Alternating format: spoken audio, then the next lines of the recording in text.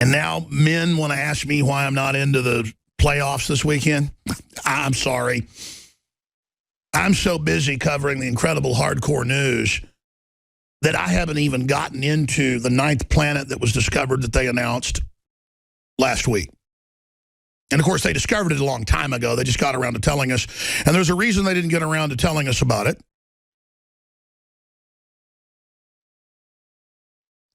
I am someone who always got sick and tired of hearing about Planet X. Because as long as I've been on the air, people are saying, it's coming next year, it's coming in 3 years, it's going to happen.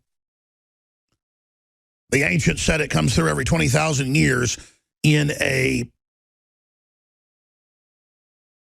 different type of orbit that doesn't go in circles around the sun, but goes way out past the Kuiper Belt and comes in basically at an elliptical.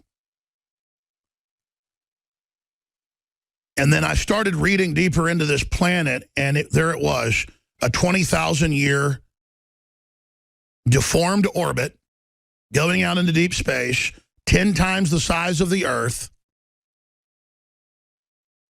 It is Planet X, folks. Isn't that just perfect that this would just show up while all this circus is going on? Now I want to be clear about this. It fits the bill of Planet X. They're probably 50, 60, 100, 1,000, I don't know, Planet X's. They've already chronicled hundreds and hundreds of planetoids bigger than Pluto in the Kuiper Belt out past the former 9th planet, named after the god of the underworld. A fitting name. The Roman god of hell.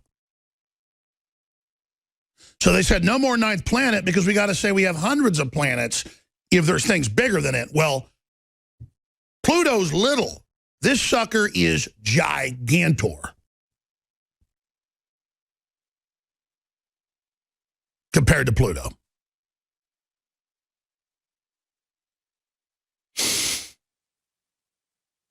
They're in the news today, meteorologists talking about how the moon being full during the blizzard is going to make it worse, and it does. It affects space winds, winds of space, the sun, and a lot more.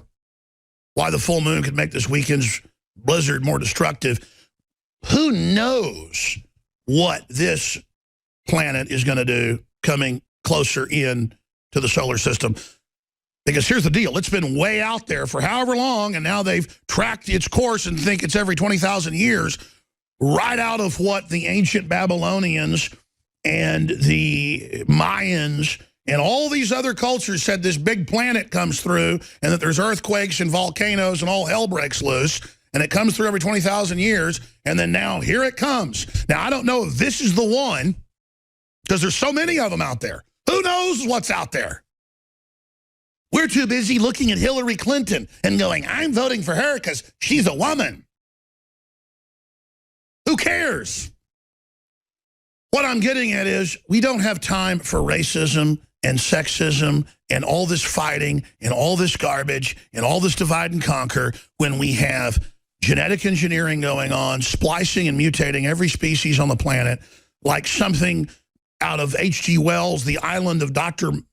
Moreau, squared. Planet X, they've discovered it. 10 times bigger than Earth, the size of Neptune, a gas giant, with a 20,000-year orbit, exactly what a bunch of the ancients said. They said it when it comes back through, it causes massive catastrophes, volcanoes, you name it. By the way, Kit gave me a whole stack of articles about record volcanoes. I laid it somewhere, I think in there by the coffee pot. But I'm going to have to actually get to that halfway into the hour with Michael Schneider from the Economic Collapse blog and get his take on it. And here's the deal, folks. I don't want to say I'm eating my hat on this, but I've been very, very critical of the perennial books that have been coming out since the mid-90s about Planet X is coming. It's a gas giant, 20,000-year elliptical orbit. You know, the Babylonians talked about it, the Zoroasters, the Mayans. I never said that I didn't think that there aren't a whole bunch of planets out there. They've proven there's hundreds of them that are out in the Kuiper Belt past Pluto. That's why they delisted it, as I said earlier. What I was getting at is constantly saying it's coming next year and constantly saying it's the end of the world and the movie 2012, and then I get blamed for it. They would, I mean, so many news articles going, Alex Jones is the one who said we didn't go to the moon and that aliens run everything and that the Himalayas are going to be, you know, at sea level. Hey, Alex, 2012 didn't kill everybody. And so it just gets old. But it does show how the ancients were certainly right about big planets that come through, and there are big disasters, and there are big asteroids that hit the Earth, and there are big Earth changes, and the elite shouldn't be the focus of everything. They're all busy. I saw another headline last week going, Alex Jones says the elite want off-world colonies to escape Earth. I was quoting top elitist on their way to Davos saying that was going to be up for discussion. It was mainstream news. So even when there's mainstream news that, you know, Thiel and all these other folks and you know, the Tesla owner and all the rest of it are saying we need a Mars colony for the elite, I cover what they say, and then they go, Alex is crazy and made this up. So see, that's how they operate. They think you're stupid. But I tell you, uncanny that the ancients said 20,000 years, bigger than the Earth, and all the rest of it, and here it is. The question is, we're trying to look at its orbit. I mean, is it even scheduled? I guess it's coming in closer. That's what they're saying. That's how they're able to see it now. It's coming in from this orbit. What is it? They're saying many, many, many times further out from Pluto. You're one ugly motherfucker.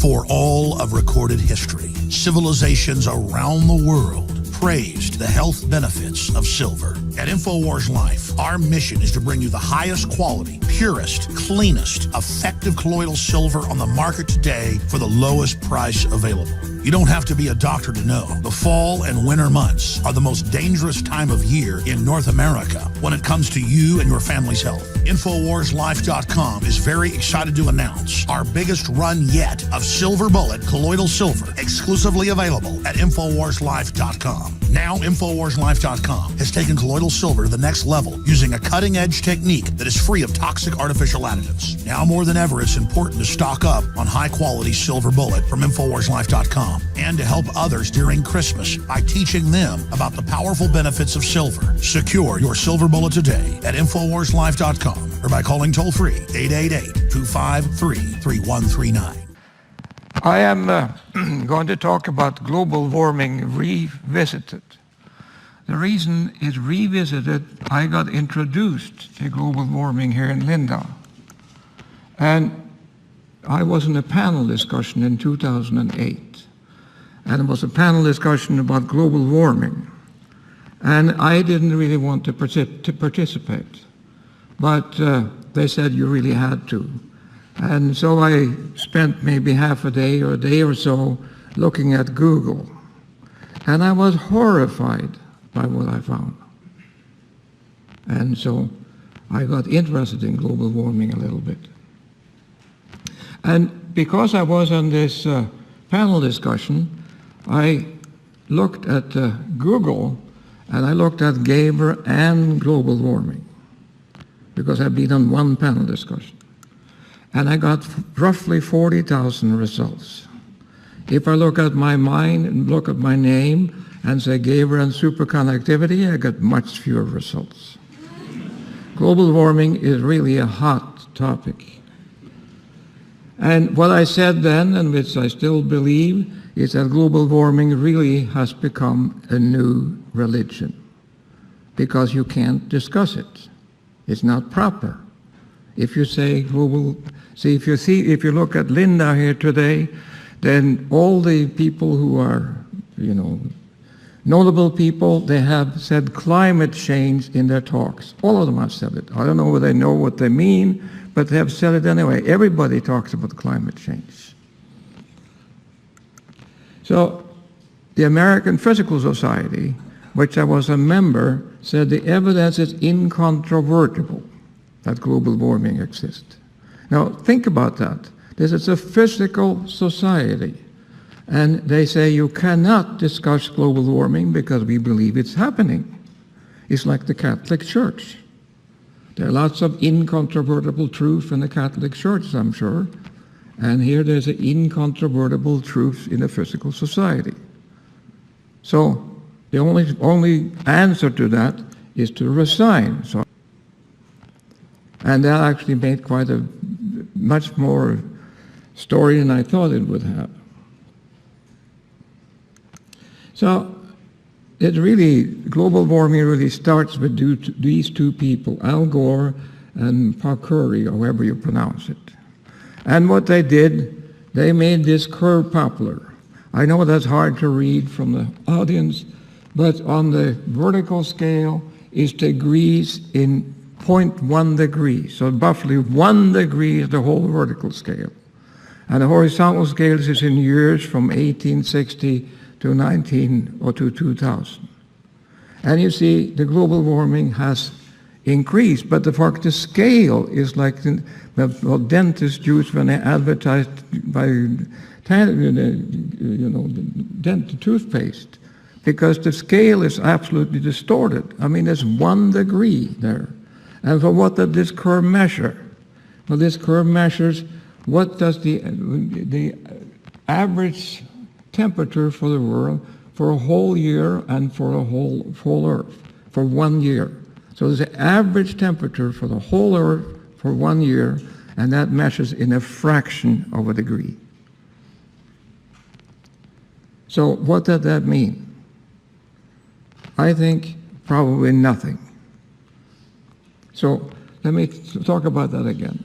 From 1880 to 2015, the temperature has increased from 288 to 288.8 degree Kelvin, 0.3%. I think the temperature has been amazingly stable. If I take where I live in Albany, New York, there are roughly 80 degree K difference between summer and winter at some time. And so would you think that 0.8 degree average on the Earth makes any difference to the climate in Albany? Is that sensible to you? Oh, the wrong way. So here is then where the temperature is measured. And you see there's point on the graph, so if you can read that, north of 60 degrees is 167 measurements. Between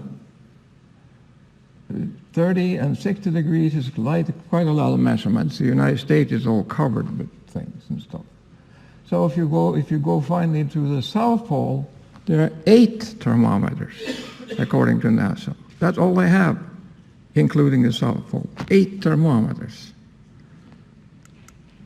And so if you had 8 thermometers to measure the average temperature in Germany, where would you put those 8 thermometers? 8 thermometers for a continent is nothing. And the fact is, as I deal with the South Pole, there has never been as cold on the South Pole as it is right now. There's more ice than there ever have been. And so, but people don't talk about that. They talk about the North Pole, where they have a warmer climate at the present time. And the other thing which upset me is that what is the optimum temperature for the Earth? Is that the temperature we have right now? That would be a miracle. Maybe it's 2 degrees warmer. Maybe it's 2 degrees colder. But nobody has told me what the optimal temperature is for the whole Earth. This is a little bit like American foreign policy. The foreign policy wants things to be as they are because we have it good in the United States. But even the foreign policy can't control the climate. The other thing is that both the alarmists and the deniers, I guess I'm quoted as a denier, measures the average temperature for the whole Earth for a whole year to a fraction of a degree, and that result is significant. Of course it's not. How can you possibly measure the average temperature for the whole Earth and for the whole year and come up with a fraction of a degree? So I have this slide here. I think the average temperature of the Earth is equal to the emperor's new clothes. Was a boy who said, cried at might. The emperor has no clothes on. And I would cry out and say, you can't measure the temperature for the whole Earth at such accuracy. I was in Beijing I think it was in 74 or 75, and Beijing was a village. There were 3 or 4 cars there, and we had control of one of them. I was back in Berlin, in Beijing, like a few years ago, and you can't cross the streets for cars. And there are buildings which are like 30, 40 stories high everywhere. And so what had that done with the temperature for Beijing, you think? I mean, and if you think that when you measure temperature to 1900, the thermometer was standing sort of in the countryside, and now we go 1910, the more dense population density, and then the thermometers broke, you got new thermometers, and how can you think that I can measure this to a fraction of a degree? It's ridiculous. Now, this is what they have come up with, however, and this is for the last 19 years, roughly speaking. The temperature has not gone up. It's been constant for 19 years, almost as long as the life of the students here. They're probably at 23, 24 years old. So it hasn't gone up. And there was a big peak in 98, that's very recognizable. So what did the people who made, if you look at the edge here, it goes up. I made a bit better one here. The temperature here goes up. How can that be when I just showed you the other curve, the temperature has been constant? Well, the reason for that is that they include now the ocean. But for 100 years, the ocean has not been included. Why do you think they include the ocean? Because it's more accurate, or because they can fiddle with the data? And that's what NASA does. So Obama said last year that 2014 was the hottest year ever. But it's not true. It's not the hottest year. So if you don't believe I'm cheating you, here's some satellite data, and this is the peak in 98, and you see basically the satellite data shows the same thing. The temperature has not increased. So what is then the greenhouse effect? Well, without the atmosphere, the Earth would have been roughly 35 degrees warmer, roughly speaking. Now, from 1898 to 1998, the temperature has increased 0.8 degrees. And the CO2 concentration has increased from 295 to 367, or roughly 72 parts per million in 100 years. That's what has happened. That's the fact. I'm not making this up. Now from 1998, which is basically the hottest year, the CO2 has increased from 367 to 403, roughly 36 parts per million. That's half of the previous increase. So why hasn't the temperature increased 0.4 degrees then? I mean, if you're a physicist, for heaven's sake, and here's the experiment, and you have a theory, and the theory doesn't agree with the experiment, then you have to cut out the theory. You were wrong with the theory. See, that's half the thing. It should have been, but it isn't. So you can't believe then the people who are the alarmists say that CO2 is a terrible thing, and therefore you have to not drive and use solar cells and stuff, because otherwise the world will go to pot. But it's not true. It's absolutely not true.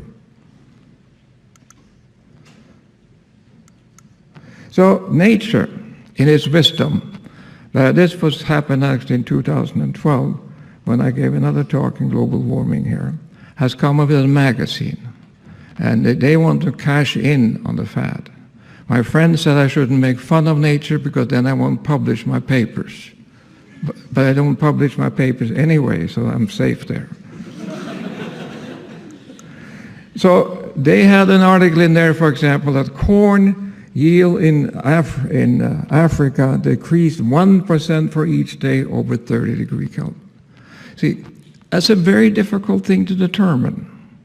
But they published that article anyway. There was nothing saying in Nature that in the United States we put 10% alcohol into gasoline. That's the most stupid program America ever done. But all the gasoline should have 10% ethanol in it. And that comes from corn as well, from corn grown in Iowa, I guess. And that's food. So for reason we do this, that food is much more expensive now because we do this. It's very costly and very stupid. But that's what the United States, sometimes the United States do stupid things. And nobody mentioned in Nature how important the CO2 is for plant growth. If you have more CO2, the plant grows faster. People use greenhouses and put CO2 in greenhouses to get a higher yield. But now, since the CO2 has increased, we get more plant and more grows faster. It's a wonderful thing, but they don't talk about that in Nature. And also, nobody says big trees here in Lindau, for example, the beautiful trees are actually starving.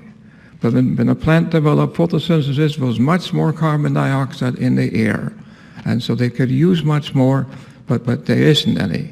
So the plants are really starving. But they don't talk about how good it is for agriculture that CO2 is increasing. Eric, here's another thing from Nature, just to show you how ridiculous things are. There's a guy here, says, or the guy or girl, I don't know, that the shrinking victims because of global warming is cotton, corn, strawberries, etc.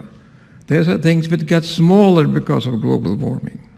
So I read out strawberries here because they grow strawberries in Italy, and they grow strawberries in Norway. I never seen any difference in the size of the strawberries grown in Italy and Norway, but apparently they are. And if you're going to make a statement on that, how many strawberries has to count and weigh and deal with? See, it's ridiculous. And then it says here, herring is also smaller. But we've catch a lot of herring in Norway. I never heard anybody say that. But they claim that all these things, lynx, wood rats, squirrels, shrimp, scallop, cotton, corn, everything gets smaller because of global warming. Published in Nature. So unfortunately, it is not true for people. So that's So here's another one. Here's see, all this you can do, which I did when I went on that panel discussion. Here they say melting Greenland. And you look at that picture, it's carefully done, some people standing in the ice, and a river flowing off, and you think Greenland will disappear. But the information on the internet, which is wonderful, and I looked it up. There are 4 harbors in Greenland. And this is the name of the harbors. I won't pronounce them, but you see the coldest years include 1992, 1997, and so on. The one on here are the coldest years. And here are the warmest years. And so the warmest years basically the 1930. And those are the facts. Those are the temperature the people in the harbors in Greenland has measured over the years. And it doesn't look like it's getting any warmer. I mean, I don't understand it. Where do the data come from? Who says what it says? Now, of course, global warming is supposed to cause the climate change. That's what it was. But the climate changes anyway. The climate has always changed. But the people who believe in global warming say the reason climate changes is because of global warming. And the World Meteorological Organization said you need 30 years to determine the climate. So this is a difficult slide to see here, but this is the rainfall in lots of places all over the world. But if we focus on this one here, this is the Dust Bowl in the Midwest in the 30s. You see we have the Dust Bowl there. And you look at here in Africa, the huge amount of rain.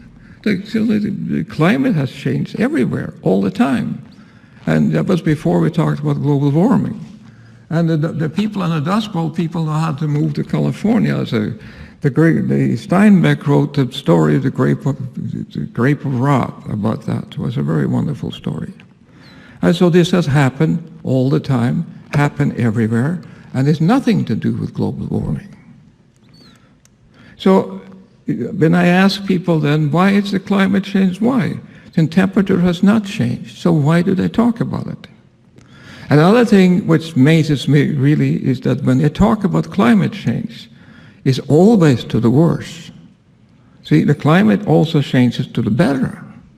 And if climate changes, you have a 50% chance anyway. You got to be better someplace, for heaven's sake. It can't always be to the worse.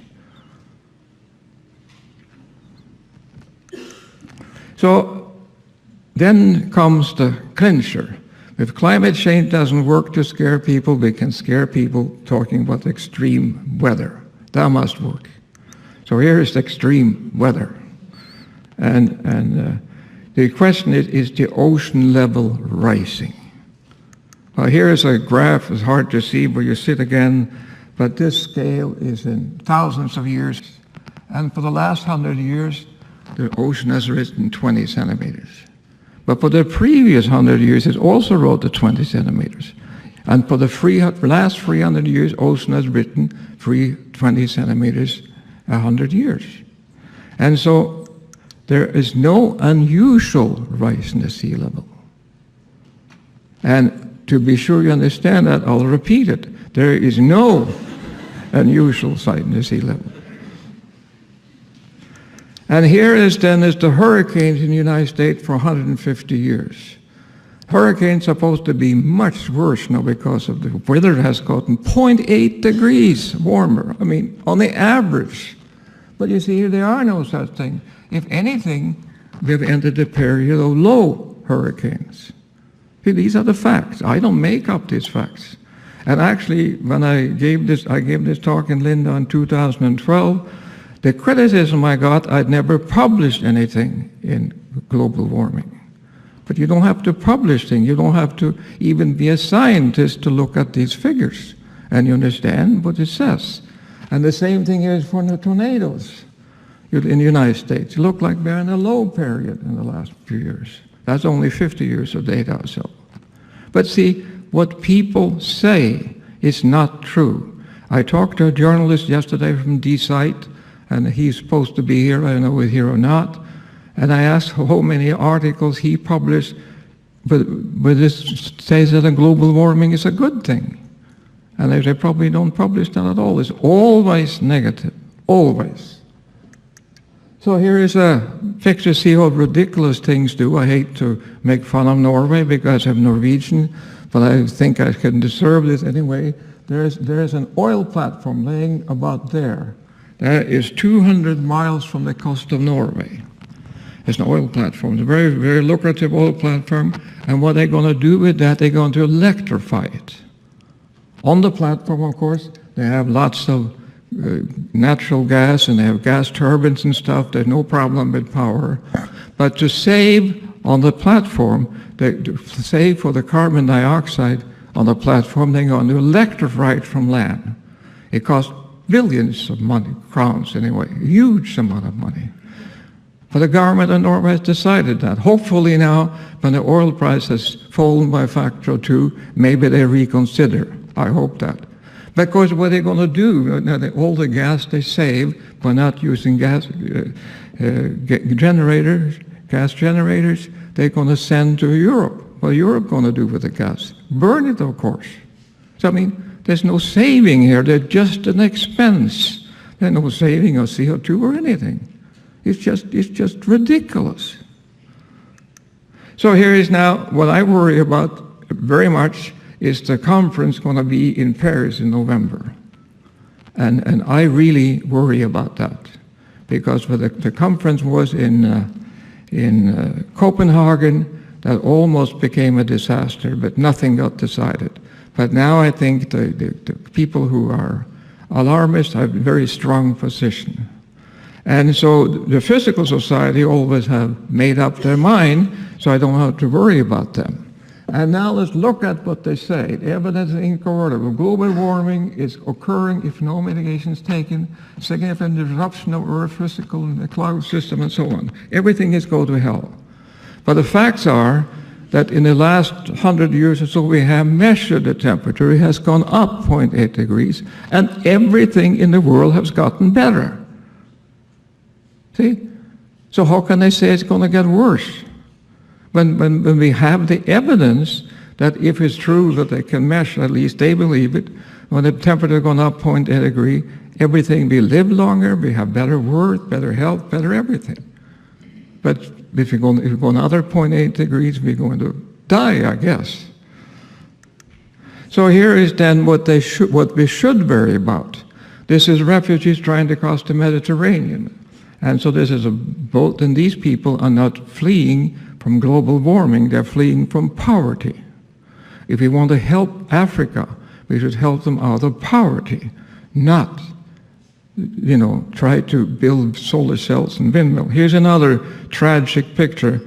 These are Syrian refugees. There are supposed to be 5 million of them. And I ask you, are you wasting money on the climate like solar cell and windmills rather than helping people? See, these people, when you spend, I look at Linda here, there are a lot of solar cells on the roof. These people have been misled. It costs money to do that. And so, and windmills cost money. So here is a very nice, I know I can't convince you by speaking here, but I can show you this book that's called The Rational Optimist by Matt Ridley. It's a wonderful book. Actually, his main point is that we have it so good today because we are the only ape with barters, with trades. Human, as an ape anyway, they trade. No other animals do that. That's why we have taken this, we have so much advanced from other animals. And he also talked about but we could change from animal power to steam engine and so on, and then we can go to coal, and then we can go to oil, and we get cheap energy. And cheap energy is what has made us so rich. And now suddenly people don't want it anymore. See, we should continue. And people say the oil companies are the big bad people. I don't understand why they are worse than the windmill companies. General Electric made windmills. They don't tell you it's not economical because they make money on it. But nobody protests, but they protest to Exxon who makes oil. I mean, they're very good companies, but their companies are efficient, and that's why we have it so nice today. So here is a statement by Obama. He gave a recent speech at the college in the United States, and he said, no challenge poses a greater threat to future generation than climate change. That's what he said. That's a ridiculous statement. See, the United States probably kills maybe a few hundred people a day. They probably have killed 1 million or several million people the last 10 years or so. We've been at war. And the biggest problem Obama faces is climate change. How can he say that? And I say this to Obama, excuse me, Mr. President, but you're wrong. See, he is dead wrong. And I said that once, I was part of an ad in the Time magazine, and I said the same thing. Because I think Obama is a clever person, but he gets bad advice. And in global warming, he's all wet. See, I would say that the global warming basically is a non-problem. Just leave it alone, take care of itself. I can give you one example of that, and this is a little difficult, but I got it from a man named Eli Sampson. And he said, consider a large room, 20 by 20 by 10 feet. That's a large living room. And now I want to seal this room off from the rest of the world. And in the rest of the world, you have all these evil cars who have exhaust and spew out carbon dioxide in the atmosphere.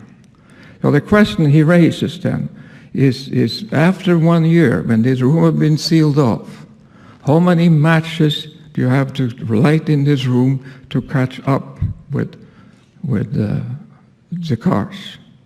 Any guesses on that? Probably nobody wants to guess that. But if you take this room and so many matches you have to light, if you light one single match, it brings the room up to 20 years of driving. 20 years. One match in a big room. It's the same number of carbon dioxide as all the cars in the world, which is 1 billion cars. Physicists are very good at this calculation. I was worried about when I got this letter from him, and I checked it. And on the internet, you can find how many cars there in the world. You can find how much they drive, and you can find all sorts of things. So you see, it's just one of these things. And it's hard for me. It's really very hard for me to understand that almost every government in Europe, and except I think Polish government, are worried about global warming. It must be politics. So finally then, I think what we really have to do, we have to learn to live with change. It's climate changes, climate has always changed. We can't control that, so there's nothing we can do. And here is a picture of me and my wife when we got married 60 years ago. And here you can see how we have changed. And we have to live with that. And also you see that what we changed, we have a color photo now. See, it wasn't color when we got married, so that's a change. And I will also say, so far we have left the world in a better shape than when we arrived, and this will continue, with one exception. We have to stop wasting huge, and I mean huge amount of money on global warming. We have to do that. But that may take us backwards. See, it's the people think that things are sustainable, but they're not sustainable. So anyway, that was all I'm going to say. So thank you very much.